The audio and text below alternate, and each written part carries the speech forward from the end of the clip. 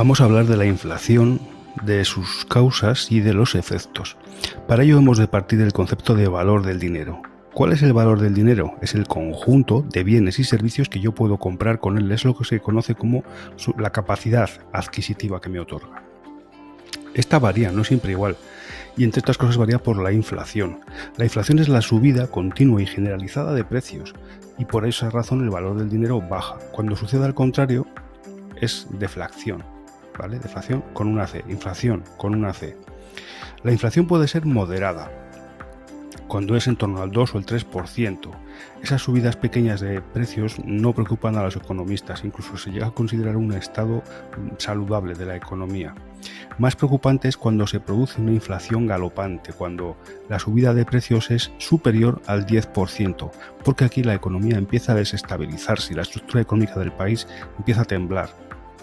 Y peor aún es la hiperinflación, la más alta, es cuando supera la subida de precios el 100%. Aquí la economía está totalmente desestabilizada, ya que las subidas de precios desestabilizan la forma en que el tejido productivo y empresarial del país puede anticiparse al futuro. La economía del país está en un serio peligro. ¿Cuáles son las causas de esta inflación? Se pueden analizar desde el punto de vista de la demanda y de los costes. Desde la demanda, la inflación se produce porque hay un exceso de demanda. Para ello recordamos, aquí tenemos la curva de oferta agregada y aquí la de demanda agregada.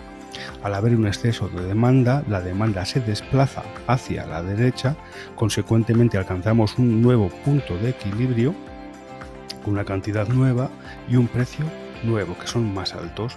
Al demandar más bienes y servicios, aumentan los precios. Eso es simplemente. ¿Pero por qué se produce? Dos explicaciones.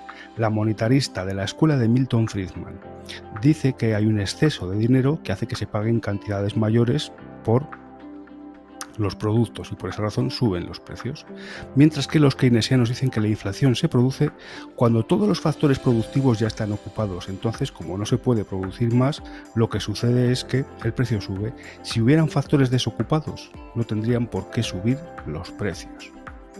Vamos a estudiar las causas de la inflación ahora desde el punto de vista de los costes.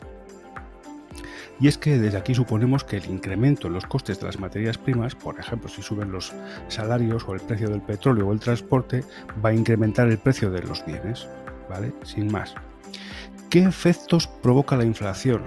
Bueno, va a depender mucho de la intensidad de la subida de precios y de la capacidad que tengamos para prever cuáles van a ser estos incrementos, porque si sabemos cuánto va a subir es menos peligroso.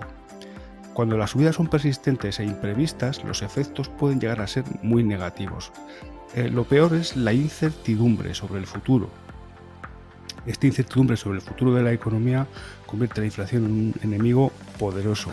Afecta negativamente al crecimiento y al empleo en el país, porque los empresarios están sometidos a esta incertidumbre de no saber realmente a qué atenerse en un futuro.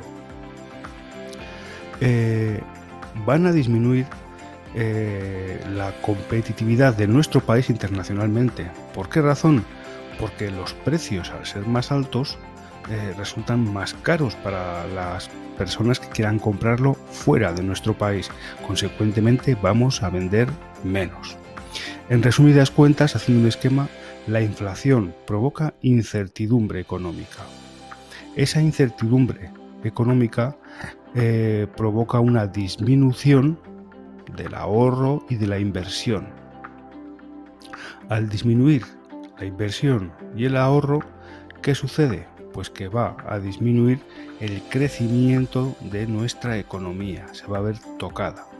¿Y qué provoca esta disminución del crecimiento económico? Pues cuando nuestra economía no crece, va a empeorar la competitividad, va a empeorar nuestro estatus internacional. Y al final todo ello en nuestro país se va a manifestar en una serie de colectivos que se van a ver perjudicados. ¿Cuáles son estos colectivos perjudicados? ¿Quién se ve perjudicada por la inflación? Bueno, pues los ahorradores y prestamistas. ¿Por qué? Porque el dinero que tienes guardado o prestado resulta que pierde valor. ¿Quién más? Los colectivos débiles, ¿Quiénes son estos? Pues pensionistas, funcionarios, etcétera, que son aquellos que su sueldo no crece tanto como debiera. También va a haber gente que se beneficie, ¿vale? ¿Y qué colectivos se pueden llegar a ver beneficiados por la inflación? O al menos no perjudicados. Bueno, pues los colectivos que van a verse favorecidos por la inflación van a ser los prestatarios, es decir, la gente que debe dinero, porque resulta que el valor de lo que tienes que devolver es menor de lo que tendría que ser. Y también los poseedores de bienes materiales, porque cuando hay inflación los bienes materiales no la sufren. Quiero decir, no hay una pérdida de valor. Tú tienes una casa, la casa sigue estando ahí, ¿vale? Su valor en monetario habrá aumentado, pero tu casa sigue siendo tu casa, no se ve afectada.